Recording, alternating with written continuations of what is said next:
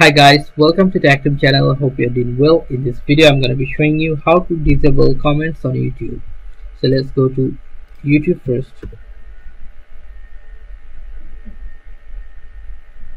Then you can see on top right corner your profile icon. Click on this. Now go to your channel.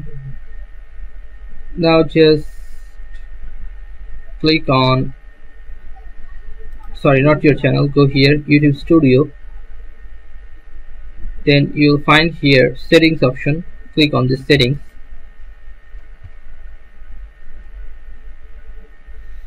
Then you'll find here community. Click on community. Go to defaults. Sorry, not this, but okay, yeah, this one, sorry. Then all you have to, you can see here disable comments. Click on disable comments. Now just click on save.